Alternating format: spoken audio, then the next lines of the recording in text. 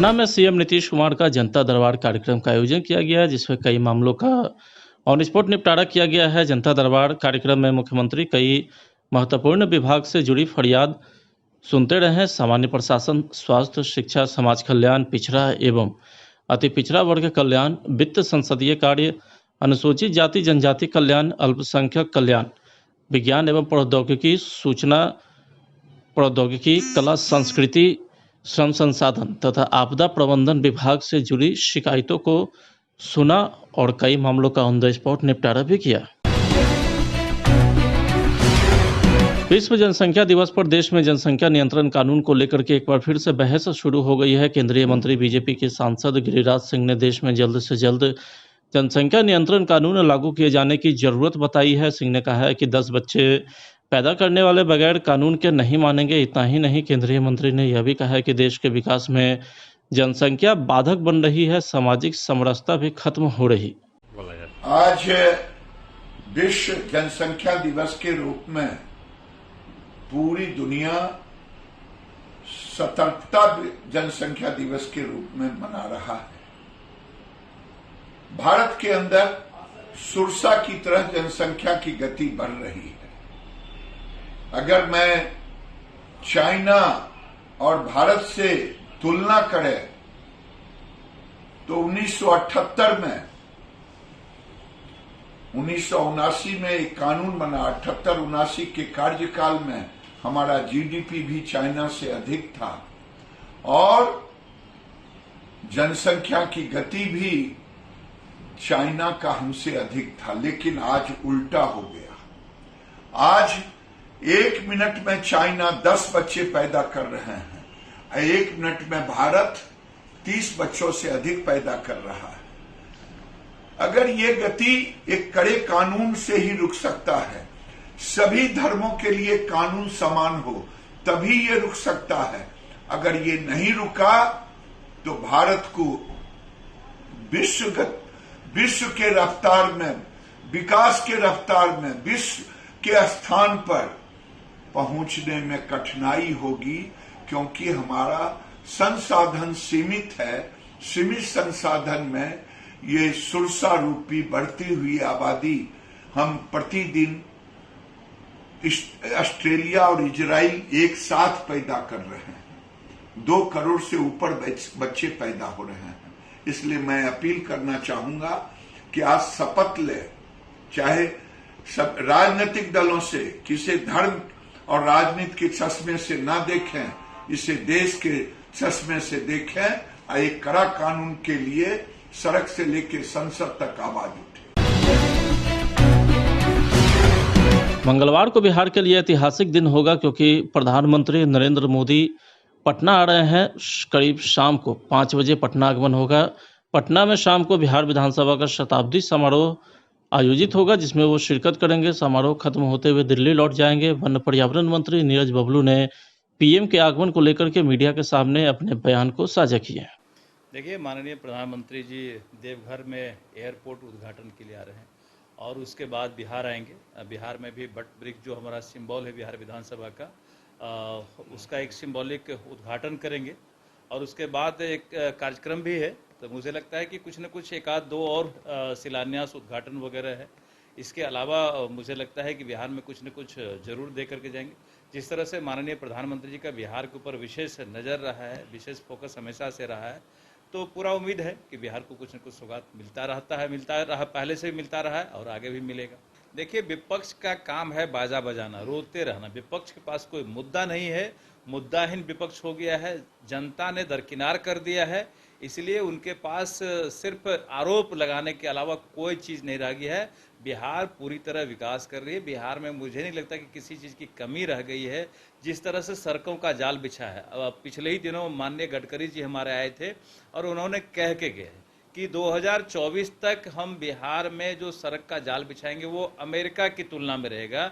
तो जो सड़क का हाल है वो काफ़ी बेहतर होते जा रहा है और आने वाले दिन में और बेहतर और शानदार सड़क बन रहा है, स्कूल बन रहे हैं, अस्पताल बन रहे हैं, मेडिकल कॉलेज हर जिले में खुल रहे हैं। अभी अभी सुपौल में एक मेडिकल कॉलेज का घोषणा हुआ है। तो सरकार दोनों जो डबल इंजन की सरकार है लगातार बिहार में विशेष काम कर रही है, हर तरह के कामों को फोकस कर रही है। तो मुझे नहीं लगता बिहार में कहीं कोई कमी रही है और विपक्ष का काम है बाजा बजाना, वो तो बाजा बजाते रहेंगे। प्रधानमंत्री के आगमन से पहले राजद और कांग्रेस प्रवक्ता ने विशेष राज्य के दर्जे की मांग को लेकर मीडिया के सामने अपनी बातों को रखा। बिहार विशेष राज्य के दर्जे की पात्रता रखता है और ये मांग पुरानी है हमारी। विधानसभा का शताब्दी समारोह है, देश के प्रधानमंत्री जी आ रहे हैं, सबकी नजरें देश के प्रधानमंत्री जी की तरफ है। क्या बिहार को विशेष राज्य के दर्जे का ऐलान होगा?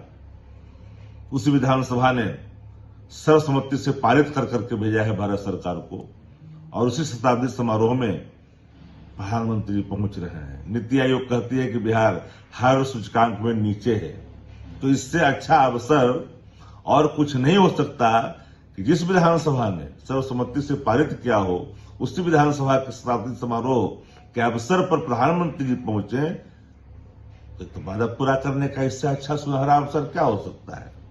हम तो निश्चित तौर पर अपेक्षा करते हैं कि देश के प्रधानमंत्री जी बिहार को विशेष राज्य के दर्जे का ऐलान करें।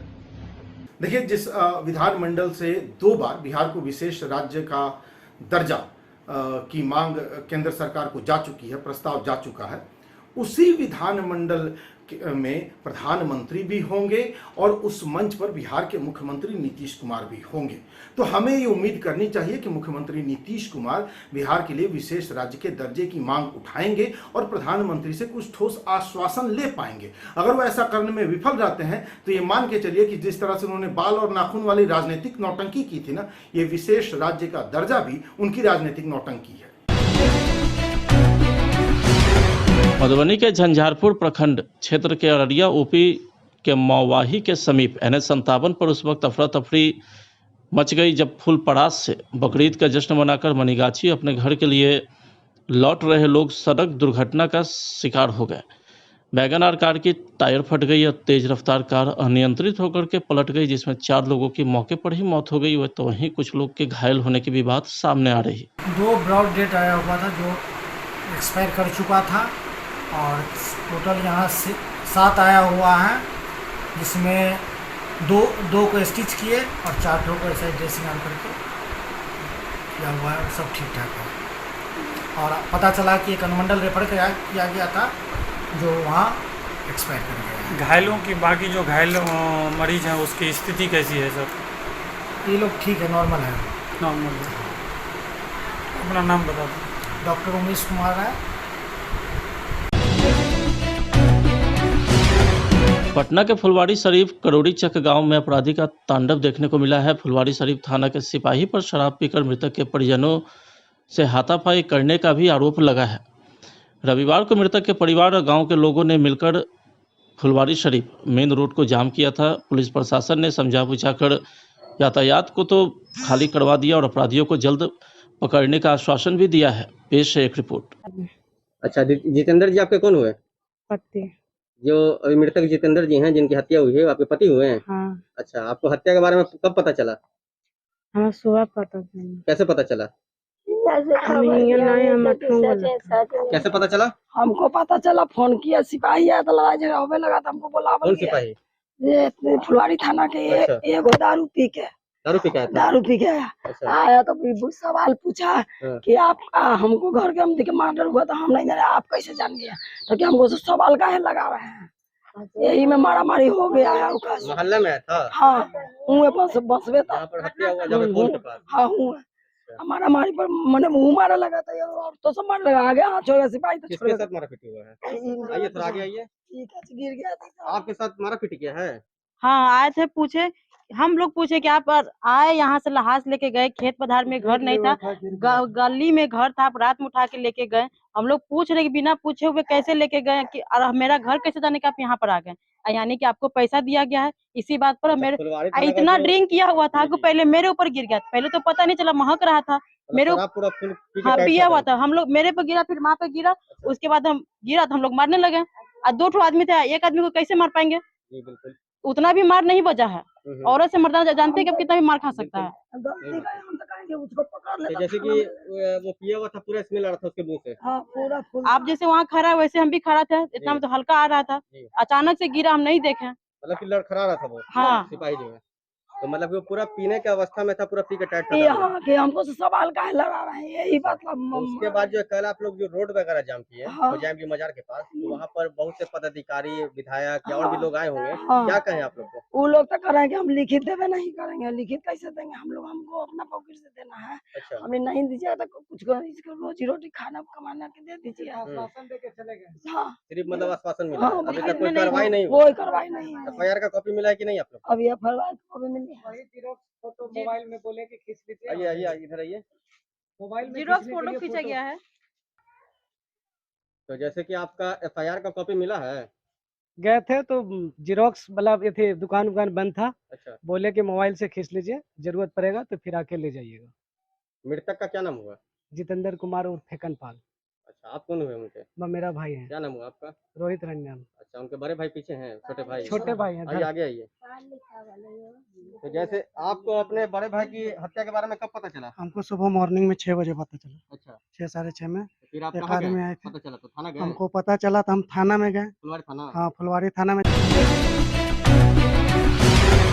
पटना के भागवत नगर रोड नंबर 6 में मां Kamakhya multi speciality hospital private limited का उद्घाटन किया गया, जिसमें मुख्य बात यह है कि किसी मिनिस्टर, विधायक या मंत्री को न बुला करके गरीब जनता से फीता कटवाया गया और समाज में एक अलग भूमिका निभाया गया है। इस अस्पताल के डायरेक्टर नीतीश कुमार ने कहा है कि अगर हम सभी लोगों को आगे बढ़ाएंगे तभी से देश और दुनिया समाज का उद्धार होगा, लोगों में जागरूकता फैलेगी। मिनिस्टर लोग तो आते हैं अपनी पब्लिसिटी के लेकर और वो भूल जाएंगे, वो अपना राजनीतिक चेहरा चमकाएंगे, वो चले जाएंगे। और हम लोग ने वैसे लोग को अपने अस्पताल के उद्घाटन में आमंत्रण किया है जो एक जमीन से जुड़े हुए हैं और एक समाज में एक भाव जाएगी कि कुछ मां कामाख्या हॉस्पिटल प्राइवेट लिमिटेड ने कुछ अच्छा किया है और गरीब तबके के लोगों के द्वारा आज मां कामाख्या हॉस्पिटल का उद्घाटन होगा। पहनावा से कुछ नहीं होता है, बस एक सोच होना चाहिए कि समाज में सेवा होना चाहिए।